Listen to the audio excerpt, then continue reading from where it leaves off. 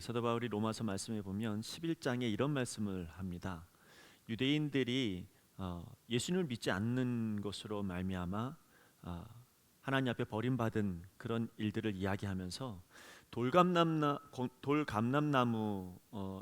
이방인들이 참 감람나무이신 예수님께 접붙임 바 되어지면, 그러면 돌감람나무의 삶이 아니라 참 감람나무의, 그러니까 구원받은 백성으로서 살아갈 수 있다라고 하는 것을 사도 바울이 이야기를 합니다. 근데 그 말씀에서 중요한 말씀 중에 하나가 뭐냐면 이런 말씀이에요. 참 감람나무로 보였던 유대인도 하나님께서 버리셨는데, 그런데 돌 감람나무인 이방인이 하나님을 믿지 않으면, 예수님 믿지 아니하면 언제든지 버림받을 수 있는 그런 존재가 될 수 있다. 그러므로 깨어 있어야 되고 항상 정신을 바짝 차려야 된다. 그런 이야기를 이제 사도 바울이 로마서 11장 말씀에 하고 있습니다. 이 말씀의 핵심은 뭐냐면 믿음이 있느냐 믿음이 없느냐라고 하는 거죠. 여러분, 믿음이 있는 사람은 예수 그리스도로 말미암아 구원에 이를 줄을 믿습니다. 어떤 믿음을 가지고 있느냐가 참 중요하거든요. 오늘 여러분 우리가 함께 나눠야 될 것은 우리가 앞에 ALN의 찬양단이 찬양했던 것처럼 믿음, 그 믿음으로 말미암아 하나님 나라가 세워지고요, 믿음으로 말미암아 하나님 뜻이 세워지는 것인데, 그 믿음이 어떤 믿음이냐라고 하는 겁니다. 오늘 여러분이 가지고 있는 믿음이 어떤 믿음이냐, 이 믿음이 바른 믿음이냐 아니면 믿음 있는 것처럼 보였던 모습인가, 이것을 오늘 우리가 먼저 확인하고 그리고 오늘 함께 나누기를 원합니다. 여러분, 예수님을 영접하는 것이 지난주에도 이야기했지만 정말 중요하다는 이야기를 했습니다. 오늘도 아마 그 이야기 연장선상에서 이야기를 하게 될 것 같은데요. 여러분, 예수님을 영접하는 사람은, 그 영접한 사람은 얘 안에 누가 계시냐면 예수님이 계실 뿐만 아니라 성령님이 계신 거예요. 그래서 성령님은 우리는 지난 시간에 뭐라고 이야기했냐면 예수의 영이다, 이렇게 말했거든요. 그러면 여러분, 예수 그리스도를 영접하는 사람은 누가 내 안에 계시는 겁니까? 예수의 영, 성령님이 우리와 함께 하시는 겁니다. 그렇기 때문에 우리가 나타나는 현상이 있어요. 예수님 영접하는 사람들이 가지고 있는 현상, 그건 뭐냐면 아주 영적인 것을 사모하게 되더라는 거예요. 그러니까 여러분, 우리가 육적인 사람이라고 한다면, 예수님을 영접하지 않았다면, 그 영이 내 안에 들어오지 않았다면 굳이 우리가 영적인 것을 사모할 이유는 별로 없어요. 그런데 신기한 건 여러분, 우리 안에 예수의 영이 계시기 때문에 하나님의 영을 사모하게 되어져 있고 그 영적인 일들을 사모하게 되어져 있습니다. 그래서 하나님의 나라를 꿈꾸게 되어 있고 하나님의 의를 꿈꾸게 되어져 있거든요. 그러다가 보니 우리가 예수님을 영접한 사람은 교회에 안 나올 수가 없어요. 왜냐하면 하나님의 나라를 꿈꾸고 영적인 것을 사모하다 보면 기도하고 싶고요, 예배드리고 싶고, 그리고 말씀 듣고 싶거든요. 이게 여러분, 예수님을 영접한 사람의 아주 중요한 특징 중에 하나입니다.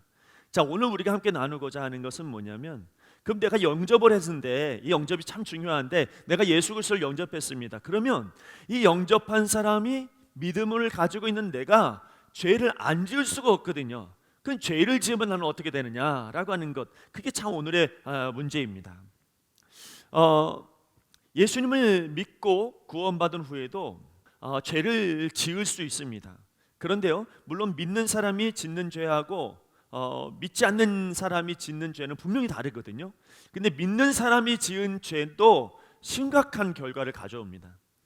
그럼에도 불구하고 예수 믿기 전과는 전혀 다른 결과를 가지게 되는데요, 하나님께서는 예수 믿고 난 후에 짓는 죄에 대해서 그것을 어떻게 해결할 수 있는지 그것을 우리에게 말씀해 주셨고 방법을 알려주셨고, 그리고 하나님께서 약속하신 것을 얻을 수 있는 그런 길을 우리에게 알려주셨습니다. 그 첫 번째, 예수 믿는 사람이 죄를 지으면 어떻게 될까? 자, 우리 로마서 말씀을 같이 한번 읽어보겠습니다. 시작. 그러므로 이제 그리스도 예수 안에 있는 자에게는 결코 정죄함이 없나니, 이는 그리스도 예수 안에 있는 생명의 성령의 법이 죄와 사망의 법에서 너를 해방하였습니다. 너무 유명한 말씀이잖아요. 자, 여기 말씀의 아주 핵심은 뭡니까? 우리에게 뭐가 없다고요? 결코 정죄함이 없다는 겁니다. 너무 중요한 말씀인데, 그런데 여러분, 이 말씀을 우리가 잘 이해해야 합니다. 그리스도 안에 있는 사람은 결단코 정죄함이 없습니다. 자, 그런데 왜 우리가 정죄함이 없을까요? 이걸 우리가 알아야 돼요.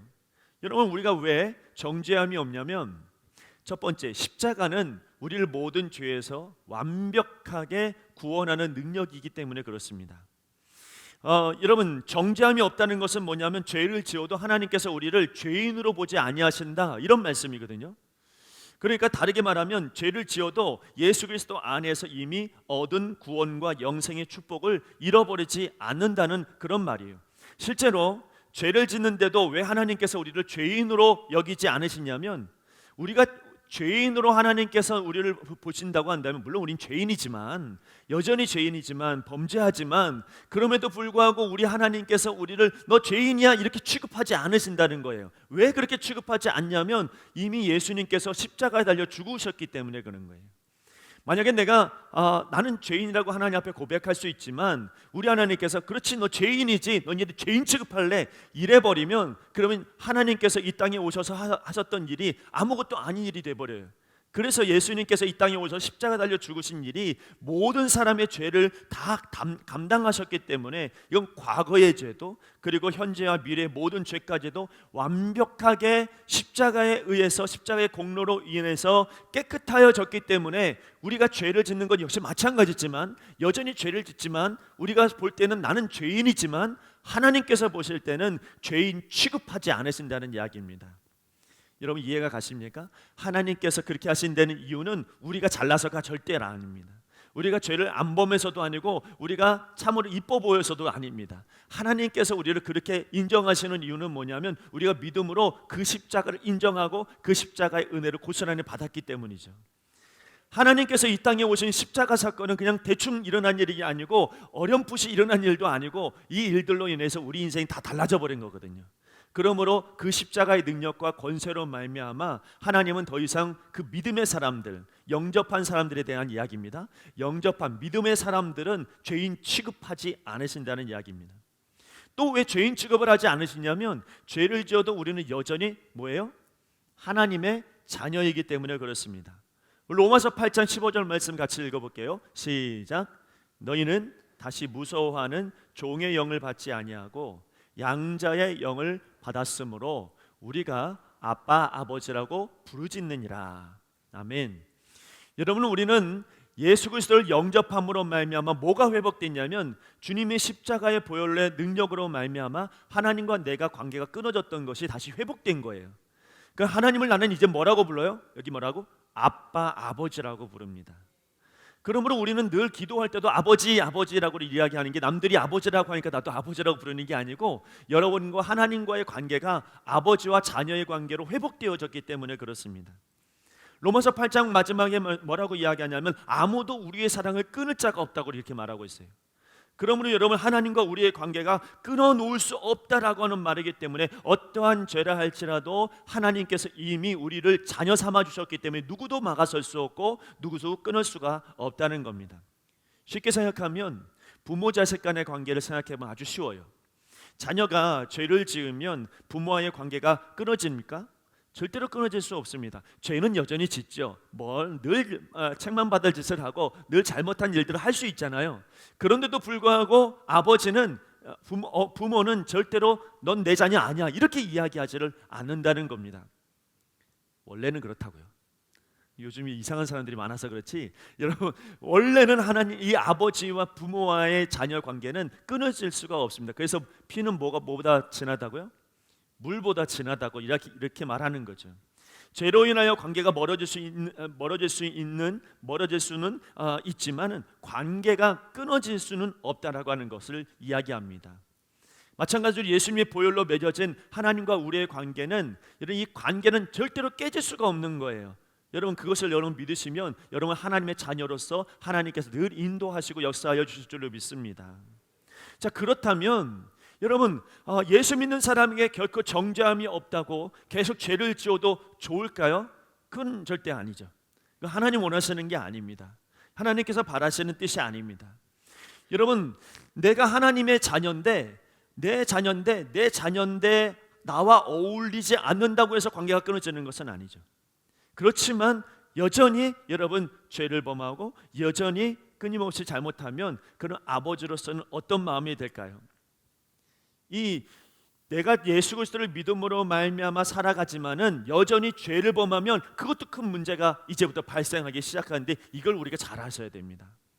자, 우리는 다 죄를 지을 수 있단 말이죠. 근데 여러분, 우리가 예수 그리스도를 믿지 않았을 때의 죄는 정죄함을 얻기 때문에 우리가 하나님께서 보실 때 넌 죄인이야 취급당하고, 그리고 당연히 지옥 가는 존재로 하나님께서 보시지만, 그러나 우리가 예수 그리스도를 믿음으로 말미암아 하나님의 자녀가 되었기 때문에 이제는 하나님께서는 이렇게 제껴두는 사람이 아니라 눈여겨보는 사람이 될 수밖에 없잖아요.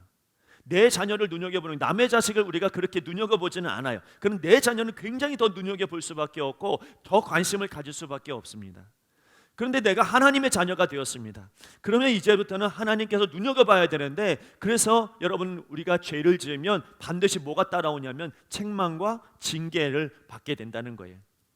그 책망과 징계, 그 첫 번째가 뭐냐면 우리 안에 계신, 누가 아까 있다고 그랬죠? 예수의 영, 성령님이 계시기 때문에, 이 성령님이 죄와 어울릴 만한 분은 아니잖아요.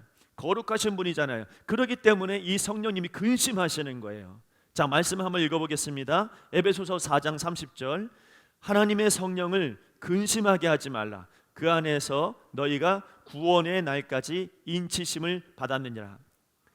근심하게 한다는 건 뭐냐면, 우리가 죄를 지을 때 우리 안에 계신 성령님께서 슬퍼하신다는 이야기입니다. 죄를 지어도 우리는 여전히 하나님의 자녀인 것은 맞지만, 그러나 죄를 지을 때 우리는 하나님의 마음을 아프게 하는 자녀가 되는 거예요. 우리가 죄를 지을 때 성령님께서 그래서 우리 안에 근심하기 때문에 나타나는 현상이 뭐냐면, 우리가 죄를 지으면 괴로워요. 죄를 지으면 후회하는 마음이 생깁니다. 이건 왜 그러냐면 내 안에 성령님께서 근심하기 때문에 가지는 마음이에요. 어떤 사람은 나는 죄를 지어도 전혀 근심하지 않는데요, 난 죄를 지어도 전혀 마음에 거리낌이 없는데요. 여러분, 이런 사람들은요, 그런 사람은 잘 생각해 보십시오. 그 사람은 영접한 사람이 아니에요. 영접한 사람은 반드시 내 안에 성령님이 감화 계시지 못해요. 영접한 사람은 성령님이 반드시 근심하게 되어져 있고, 죄를 지으면 성령님이 반드시 내 안에 여러분 자꾸만 부대낌을 갖게 만드시고 슬퍼하게 만드시고 통회하게 만들게 하신다는 거죠. 마음의 고통은 우리 안에서 근심하는 성령님의 책망이신 거예요. 여러분, 느끼지 않을 수가 없다는 거예요. 내가 지금 당장은 못 느낄 수 있습니다. 내가 잘못됐다는 것을 인정하지 않을 수 있어요. 그런데요, 아무도 여러분에게 너 다 잘못했어, 문제가 있어, 이렇게 지적하지 않아도 신기할 정도로 내 안에 성령님은 자꾸 마음에 부딪힘을 줘요. 그래서 남들은 뭘 하지 않는데 나 혼자 힘들어요. 남들이 뭐라 하지 않는데 나 혼자 괴로워요. 왜 그렇습니까? 내 안에 성령님이 계시니까요. 나 혼자 있을 수가 없거든요. 그래서 성령님이 항상 근심케 만들어 놓은 거, 이게 책망이에요. 내 안에서 자꾸만 책망하시고 나에게 자꾸만 징계하시는 것, 그것을 이야기하고 있습니다. 또 하나님께서는 사랑하는 자를 징계하신대요. 자, 거기 말씀을 같이 한번 읽어볼까요? 요한계시록 3장 19절 시작. 무릇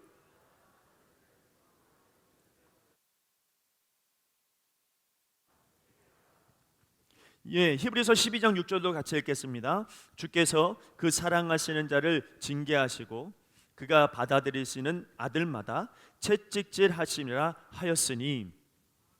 여러분, 하나님께서는 우리가 죄를 지을 때 슬퍼하시고 마음 아파하시는데, 그래서 하나님께서 우리에게 계속해서 죄를 짓도록 내버려 두지 않으신다는 거예요. 하나님께서는 우리가 죄를 지을 때마다 뭐 하시냐면 징계하십니다.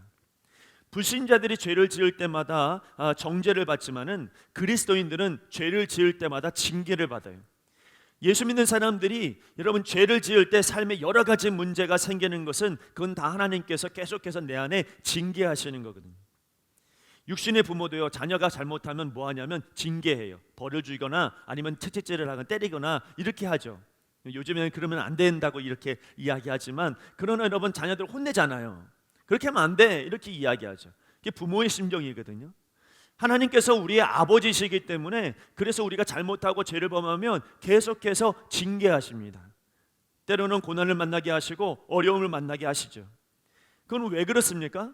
그 자녀가 이제는 너는 더 이상 내 자녀 아니야, 이러는 것입니까? 절대 그렇지 않죠. 하나님께서 이게 내 자녀니까, 이 아이가 내 자녀니까, 이 사람이 내 자녀니까, 그러니까 내버려 두실 수가 없는 거예요. 죄를 범하도록 그냥 놔둘 수가 없는 거예요. 간혹 가다가 우리 청년들이나 우리 아이들을 볼 때에 뭔가 잘못된 일을 하고 잘못된 길로 가는 것 같으면, 그렇게 저는 담임 목사 입장에서 마음이 아플 때가 많아요. 청년들뿐만이 아니라 성도들도 여러분 뭔가 잘못된 길로 가고 그렇게 하면 안 되는데 계속 그쪽으로 가는 경우들이 있단 말이죠. 그런 걸 빤히 볼 때 여러분 그렇게 마음이 아프고 힘들어요. 여러분 하나님께서 우리를 보실 때 이보다 훨씬 더 심하실 거예요. 우리가 잘못된 길로 갈 때 잘못된 생각을 하고 잘못된 행동들을 할 때마다 우리 하나님께서 내 자녀이기 때문에 더 여러분 관심을 가지시고 때로는 혼내서라도 다시 원상복귀로 돌리시려고 하신다는 사실이죠. 이거는 여러분 우리에게 벌 주려고 하는 게 아니에요. 이거는 하나님께서 우리를 사랑하시기 때문에 우리를 더 거룩하게 만들기 위해서, 우리를 하나님께서 복 주시기 위해서 우리에게 이렇게 말씀하신다는 거예요. 그래서 하나님께서 사랑하시는 자들을 징계하는 목적은 뭐냐면 회개하고 돌아오게 하려고. 여러분 믿으십니까? 이걸 잘 이해하셔야 됩니다. 자, 하나님 말씀이 오늘 우리에게 들렸습니다. 그럼 하나님 말씀이 들렸는데 그게 나한테 찔리기도 할 때도 있고, 그게 나에게 은혜가 될 때도 있고, 때로는 이것이 나에게 복 주시는 말씀인 것 같기도 하고, 때로는 너무 이 말씀 듣기 싫을 때도 있고 그럴 수 있습니다. 왜냐하면 하나님 말씀은 여러분 교훈과 책망과 바르게 함과 의로 교육하기에 유익하거든요. 때로는 책망하는 말씀일 수도 있고, 때로는 교훈할 수도 있고, 때로는 의로운 길로 인도할 수도 있고, 교육하기에 좋은 그런 말씀일 수도 있습니다. 그래서 여러분 말씀이 내 안에 들려지면 내 안에 성령이 반응을 하는 거예요. 내 안에 반응을 해서 그것을 받아들이는 것이죠. 그래서 여러분 구약 성경에 보면 예언서라고 있어요. 자, 여러분 알고 있는 예언서가 뭐가 있어요? 네, 제가 답할게요. 이사야라든지 예레미야라든지 에스겔이라든지 다 예언서거든요. 12소 선지서도 있어요. 호세아, 요나, 나훔, 하박국, 말라기 이런 사람들이 다 선지자거든요. 근데 여러분 구약 성경을 읽으면 제일 읽기 어려운 부분이기도 합니다. 왜냐하면 여러분 이 창세기 출애굽기 레위기 같은 경우에는 여러분 이스라엘 백성이 광야 생활을 하는 거니까 이야기처럼 잘 들려줄 수도 있고 그렇습니다. 그리고 또 여러분 그 역대기상을 보면은 이스라엘이 역사를 보는 거니까 또 읽을 수도 있습니다. 근데 호세아나 이런 어떤 이 선지서를 읽을 때는 참 여러분 어려움이 느껴질 때가 있거든요. 근데 이 선지서의 말씀 가운데 핵심은 딱 하나예요. 뭔 줄 아세요? 사람이 죄를 범했어요. 그래서 하나님이 책망했어요. 그래서 하나님께서 책망하시니까 그들이 돌아와요. 그리고 나서 뭐라고 이야기하냐면 너희들이 돌아오면 이렇게 축복을 받을 거야. 하나님 나라가 다시 이루어질 거야. 이거밖에 없어요. 그러니까 여러분 사람들이 범죄하니까 하나님께서 책망하세요. 그 책망하시니까 여러 어려움을 당하고 힘든 일 당하고, 여러분 선지자들이 얼마나 그렇게 너희 잘못했다 큰일 났다 이렇게 이야기하면서 또 한 가지 이야기하는 게 회개해라, 돌아와라, 돌아와라. 선지서에 회개하라는 말이 얼마나 많이 나오는지 몰라요. 그리고 나서 마지막에 이야기하는 것은 회개하고 돌아오면 하나님의 나라가 이루어질 거야. 하나님의 뜻이 이루어질 거야. 너에게 엄청난 복이 내려질 거야. 이런 이야기들을, 약속들의 말씀들이 선지서에 계속해서 나오는 것을 볼 수 있습니다. 여러분 무슨 이야기입니까? 왜 우리를 징계합니까? 왜 우리를 혼내요? 왜 우리에게 고난이 오고 왜 우리에게 시험이 옵니까? 그런 것들은 다 우리를 싫어해서 하나님께서 주시는 게 아니라고요. 하나님께서 우리를 사랑하시기 때문에 죄범하지 말라고, 다시 돌아오라고 우리 하나님께서 말씀해 주시는 겁니다. 그 때로는 여러분 하나님 말씀을 들을 때 이게 꼭 책망처럼 들려지는 거, 그것도 은혜로 여러분 받아들이면 다 여러분에게 복이 되고 은혜가 되어지는 거예요. 그래서 여러분 우리가 꼭 기억해야 될 것은 하나님께서는 반드시 우리를 사랑하시기 때문에 때로는 고난도 주시고 때로는 시험도 주시고 징계하시는 일들도 하시더라는 겁니다. 여러분 그리스도인이 죄를 지으면 은혜와 축복을 누리지 못합니다. 우리가 받고 싶은 건 뭐냐면 사실은 현실적인 은혜와 축복을 받고 싶은데 그거 못 받는다는 거예요. 왜 어떤 은혜를 못 받냐면 기쁨과 감사와 평안을 누리지 못합니다. 자, 로마서 14장 17절 말씀을 보니까 같이 읽을까요? 하나님의 나라는 먹는 것과 마시는 것이 아니요 오직 성령 안에 있는 의와 평강과 희락이라. 여러분 구원받은 사람들에게는 다 약속된 게 뭐였냐면 여러분 기쁨과 평안 그리고 여러분 감사하는 삶이 다 약속이 되어져 있어요. 환경이 좋거나 나쁘거나 상관없이 그리스도 안에 있는 사람들은 다 기뻐하게 만들고 평강을 주시는 거예요. 제가 오늘 오전에도 그런 말씀을 나누었지만 여러분 우리 육적인 문제를 가지고 우리가 하나님 앞에 나가지만 그 하나님께서 우리의 영이 잘 되게 하시면 여러분 육도 잘 되게 인도해 주십니다. 약속이에요 이거는. 그러니까 내가 약속한 게 아니라 하나님이 약속하신 거잖아요. 그러니까 여러분 우리가 영이 잘 돼야 되겠습니다. 이 우리 영이 하나님 앞에 건강하게 믿음으로 생활 잘하면 하나님께서 기쁨과 화평과 평안을 주신다고 이렇게 약속하십니다. 자, 그런데 인간이 여러분 그리스도 안에서 죄를 지으면 이런 것들을 누리지 못한다는 거예요. 죄를 지으면 우리 가운데 뭐가 나오는 줄 아세요? 참 신기한 거, 죄 지으면 사람이 불안해져요. 죄 지으면 감사하는 마음 대신에 불평하는 마음들이 더 많이 생기고요. 죄 지으면 오히려 자기가 짜증내요. 그러니까 여러분 우리가 죄를 지은 사람이 오히려 자기가 더 성을 내고 더 기분 나빠하고 더 혈기를 부리거든요. 근데 여러분 생각해 보니까 예수님 믿지 않은 사람도 짜증나 자주 부리는데 예수 믿지 않은 사람들도 엄청나게 그렇게 똑같이 말하고 똑같이 행동하고 똑같이 불평하는데, 근데 여러분 교회 안 다니는 사람, 그들이 가지고 있는 불안은 이미 정죄 당한 자가 가지고 있는 불안이지만 우리는 예수 그리스도 안에서 하나님의 자녀로서 가지고 있는 그 불안감이거든요. 근데 여러분 오늘 우리 하나님께서 주시는 말씀은 뭐냐면 그거 죄 지으면 그거 못 받는다는 거예요. 은혜를 못 받는다는 거예요. 화평하지 못하다는 거예요.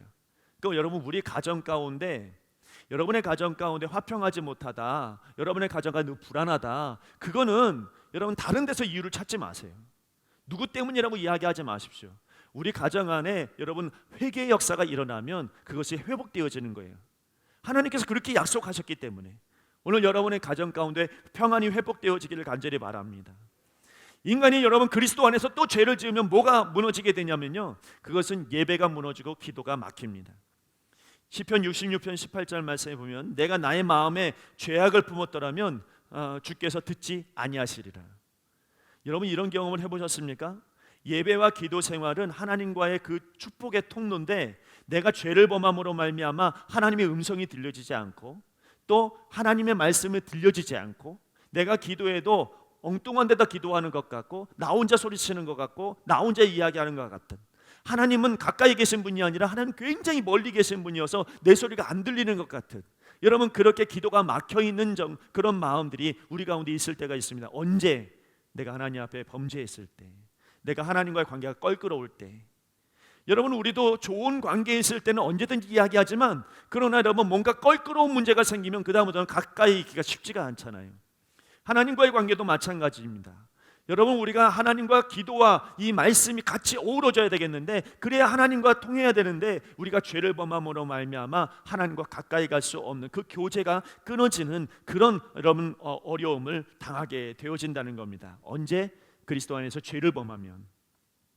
또 여러분 우리가 무엇을 하지 못하게 되냐면 사명을 감당하지 못하는 그리스도인이 됩니다. 이제 거기 그 마태복음 5장 13절 같이 한번 읽어보겠습니다. 너희는 세상의 소금이니 소금이 만일 그 맛을 잃으면 무엇으로 짜게 하리요? 후에는 아무 쓸데없어 다만 밖에 버려져 사람에게 밟힐 뿐이니라. 하나님은 우리를 창조하셨을 때, 우리를 그리스도인으로 삼아주셨을 때 내 자녀 삼아줄래? 이것만이 아니에요. 자, 여러분들을 하나님께서 선택하고 불러주셨잖아요. 하나님의 백성을 삼아주셨잖아요. 이게 내 자녀로 구원받는 백성으로 이렇게만 삼으려고 여러분을 찾은 게 아니에요. 하나님은 여러분들 사용하시기 위해서, 그래서 여러분들을 도구로 만드시기 위해서, 선한 도구로 사용하기 위해서 우리를 찾으신 거예요. 근데 우리가 선한 영향력을 끼치지 못해요. 아무런 열매를 맺지 못해요. 그 소금과 이런 빛의 역할을 감당하지 못한다고 한다면 그것은 이유는 다른 데 있지 않고 내가 죄를 범하였기 때문입니다. 자, 여러분 다시 한번 보면 우리가 하나님 앞에서 죄를 범하면 어떤 결과를 맞게 되냐면 징계받습니다. 책망을 받습니다. 내 마음에 이미 징계가 임하여집니다. 그래서 여러분 우리가 하나님께 받아야 될 축복과 은혜를 전혀 받지를 못하는 거예요. 어떤 사람을 보니까 여러분 예수님 잘 믿는다고 하는데 얼굴이 늘 인상이야. 늘 뭔가 있는 것 같아. 뭔가 괴로워하는 것 같아. 왜 그렇습니까? 그 평안은 다 어디 가는 거예요? 그것은 다른 사람 때문이 아니고 환경 때문이 아니고 자기 안에 죄로 말미암아 가지게 되는 성령님이 끊임없이 내 안에 근심케 하시는 겁니다. 그래서 여러분 우리 하나님 앞에 복을 받으려면 어떻게 해야 되냐면 하나님 앞에 이 죄를 이겨야 된다는 거죠. 자, 죄를 어떻게 이길 수 있을까요? 자, 우리 고린도후서 5장 17절 말씀입니다. 너무 잘 아는 말씀인데요. 같이 한번 읽어볼게요. 그런즉 누구든지 그리스도 안에 있으면 새로운 피조물이라. 이전 것은 지나갔으니 보라 새 것이 되었도다. 자, 죄를 어떻게 이길 수 있느냐? 죄를 처음 이길 수 있는 것은 뭐냐면 새 사람이 되었다라고 하는 확신이 필요해요. 나는 새로운 사람이구나. 나 예수님 믿음으로 말미암아 나는 전혀 다른 하나님 앞에 정죄함 없는 믿음의 사람이 되었구나. 나는 하나님의 자녀가 되었구나라고 하는 이런 정체성이 우리 가운데 있어야 된다는 거예요. 그래서 여러분, 죄를 이기기 위해서는 자신이 어떤 사람인지를 분명히 알아야 됩니다. 그래서 오늘 여러분 말씀해 보니까 여러분 이 뒤에 있는 저 표를 보면 아시겠지만 여러분 한번 떠올려 보세요. 내가 어떤 사람인가? 여러분, 옛사람은 어떻습니까? 오늘 한번 읽어볼까요? 옛사람은 세상에 속한 사람, 마귀의 자녀, 죄가 지배하는 사람, 그리고 죄의 종이라고 그랬어요. 자, 새 사람은 하나님께 속한 사람, 하나님의 자녀, 하나님의 은혜가 지배하는 사람, 의의 종. 자, 이 둘이 있는데요. 자, 여러분들은 어디가 맞을 것 같아요? 옛사람입니까? 새 사람입니까?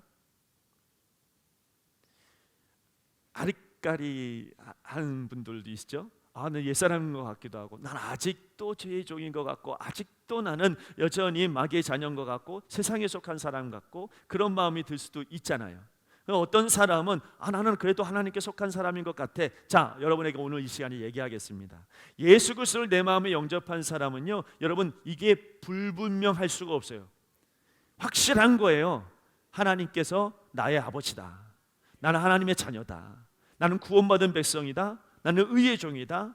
여러분, 하나님의 은혜에 지배된 사람이다. 여러분, 이것을 확신하는 사람이 되어질 때 죄를 이길 수 있어요. 여러분, 그래서 항상 우리는 분별할 수 있는 마음들을 가지고 있어야 됩니다. 마귀는요, 이걸로 분별하지 못하게 만들어요. 그래서 마귀는 어떤 마음이 드냐면, 너 아직도 세상에 속해 있잖아. 넌 아직도 죄의 종이잖아. 너는 아직도 마귀의 자녀잖아. 여러분, 계속해서 우리에게 이렇게 이야기하면서 정죄감을 주는 거예요. 그러나 우리 하나님께서 우리를 선택하시고 우리를 부르셔서 우리가 예수 그리스도를 영접한 사람이기 때문에 결코 여러분, 우리는 정죄함이 있을 수 없어요. 여러분, 언제나 하나님께 속한 사람인 것을 기억하시길 바랍니다. 여러분, 그래서 또 하나는 뭐냐면 죄를 고백하고 회개하는 사람이 되어야 합니다. 너무 중요한 말씀, 요한일서 1장 9절 말씀 한번 읽어보겠습니다. 만일 우리가 우리 죄를 자백하면 그는 미쁘시고 의로우사 우리 죄를 사하시며 우리를 모든 불의에서 깨끗하게 하실 것이요. 여러분, 우리가 죄를 지을 때 우리 안에 계신 성령님은 여러 경로를 통하여서 여러분 우리의 죄를 깨닫게 하십니다. 여러분, 예수님을 영접하지 않은 사람은 죄를 깨달아서 돌아오지를 못해요. 여러분, 그래서 우리가 예수 그리스도를 영접한 사람은 성령님이 내 안에서 어떻게든지 죄를 깨닫게 만들어요. 때로는 여러분, 지나가는 사람의 말 한마디로 내가 죄를 깨달을 수도 있고, 어떤 때는 여러분 지금 내가 환경이 어려운 이 환경 속에서 죄를 깨달을 수 있습니다. 대부분은 말씀을 통해서 내가 죄를 깨달을 수 있어요. 어떤 때는 찬양을 부르다가 보니까 어느 순간에 죄를 깨달을 때가 있어요. 이 죄를 깨닫게 하시는 것은 누가 하시는 거냐면 내가 의지적으로 할 수 있는 게 아니고요, 성령님이 우리 가운데 역사하셔서 우리를 깨닫게 해주셔야 된다는 사실입니다. 죄라고 하는 것은 세월이 지나가도 없어지는 게 아니에요. 죄는 내가 기억하지 못한다고 해서 없어지는 건 아니에요. 죄는 여러분, 내가 죄의 문제 해결은 오직 회개하는 것밖에는 없습니다. 그래서 내 안에 성령님은 자꾸 죄를 깨닫게 하는 거예요. 여러분, 신기한 건 여러분, 우리가 하나님 앞에 회개하면 그 회개하려고 하는 그 제목이 전혀 생각도 안 나고 기억도 안 났던 게 기도하다 보니까, 회개하다 보니까 파노라마처럼 지나가요. 여러분, 그런 경험 해보셨습니까? 아니, 신기해요. 나 한 번도 경험해보지 않았고 한 번도 나는 생각해본 적도 없고 기억도 하지 않았는데 기도하고 회개하다 보니까 파노라마처럼 그게 다 지나가요. 그리고 그것을 놓고 내가 뼈 아프게 회개할 수밖에 없도록 그렇게 만들어 놓으십니다. 왜요? 내 안에 성령님이 그렇게 하시는 거예요. 여러분, 또 하나, 회개했다면 용서받았다는 것을 확신하셔야 됩니다. 아까 요한일서 1장 9절 말씀해 보니까 하나님께서 만일 자기 죄를 자백하면 하나님께서 모든 죄에서 깨끗하게 하실 것이라고 그랬잖아요. 분명히 약속해 주셨습니다. 그러므로 진심으로 죄를 고백하고 회개했다면 그 죄로부터 깨끗하게 되었다는 사실을 여러분 믿으셔야 합니다. 하나님께서요, 나의 죄를 완전히 용서해 주셨다라고 하는 확신을 가지라고 하는 거예요. 근데 마귀는 확신을 못 갖게 만들어요. 그래서 여러분, 내가 오늘 용서받았구나라고 하는 말씀을 들었는데도 불구하고 나가면 여전히 나는 용서 못 받은 사람이에요. 신기하게 여러분, 마귀는 계속해서 나를 용서 못 받은 사람 취급해버려요. 그러나 오늘 여러분, 예수 그리스도 앞에서 회개하는 사람, 참으로 회개하는 사람은 하나님께서 용서해 주시는 은혜를 우리에게 부어주시는 겁니다. 나를 완전히 용서해 주신다는 거죠. 회개함으로 말미암아 죄책감으로부터 벗어나도록 인도해 주시는 겁니다. 그러므로 여러분, 우리 안에 성령님이 계신 것을 믿고, 우리 하나님께서 나의 모든 죄를 용서해 줄 것을 믿고, 여러분 오늘도 계속해서 하나님 앞에 회개하는 사람이 되시기를 간절히 바랍니다. 그래서 회개라고 하는 것은 한번 딱 끝내는 게 아닙니다. 회개라고 하는 것은 계속해서 회개를 함으로 말미암아 죄를 이길 수 있는 거예요. 그래서 그리스도인은요, 그리스도인 딱 그러면 이 그리스도인은 뭘 하느냐? 회개하는 사람이에요. 어떤 사람은 죄를 범하니까 죄를 범할 때만 회개하는 사람, 이게 아닙니다. 우리는 매일매일 죄를 짓기 때문에 그래서 매일매일 회개하는 사람이에요. 그래서 참된 그리스도인이 되면 될수록 회개를 많이 해요. 왜냐하면 회개해야만 된다라고 하는 것을 내 안에 성령님이 자꾸만 알려주시거든요. 그래서 여러분, 우리 기도가 1시간이라고 하면은 여러분 30-40분을 회개하다 끝나버리는 사람들도 많아요. 왜? 그렇게 해야지 내 안에 성령님이 기뻐하시니까. 그런데 여러분, 잘 모르는 사람은 회개할 줄은 모르는 거예요. 회개할 줄 모르는 사람은 언제든지 그 죄의 책망 가운데서 살아갈 수밖에 없는 것입니다.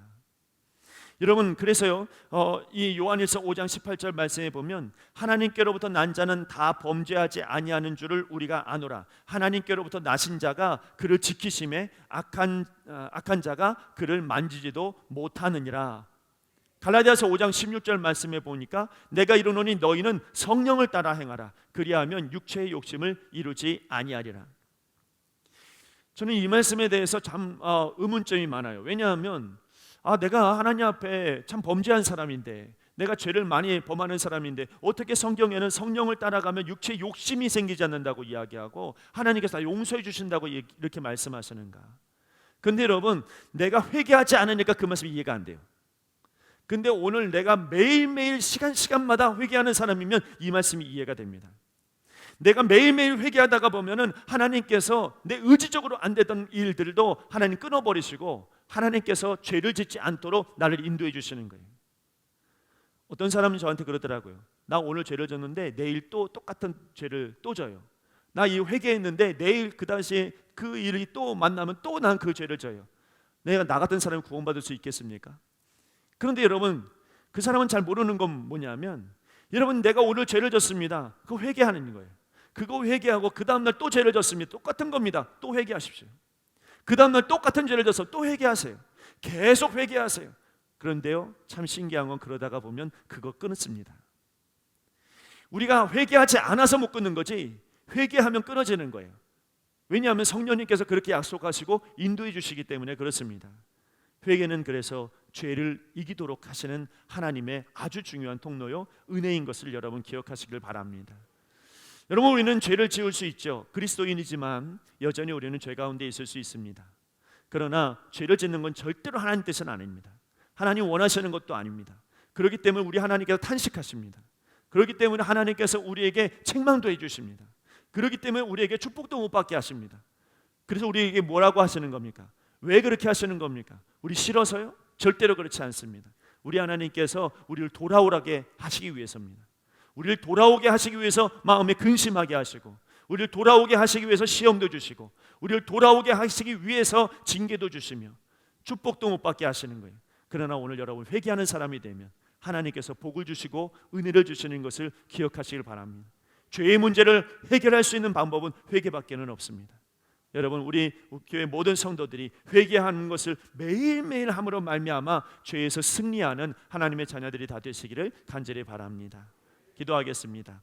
하나님 아버지, 우리가 하나님 앞에 나아가는 이 모든 일들이 하나님의 계획이요 하나님의 뜻인 줄로 믿습니다. 오늘 다시 한번 우리의 마음을 새깁니다. 우린 다 하나님의 자녀인 것을 고백합니다. 하나님께서 우리 안에 역사하시고 성령님이 우리 가운데서 날마다 인도해 주시며 기도해 주심을 잊지 않게 하여 주옵소서. 아버지 하나님, 간절히 기도하는 것은 우리 성령님을 근심케 하는 하나님의 죄인이 되지 않게 하시고 매 순간순간 회개하며 하나님을 기쁘게 하는 하나님의 사람들이 다 되게 하여 주시옵소서. 거룩하신 예수님의 이름으로 기도드리옵나이다. 아멘.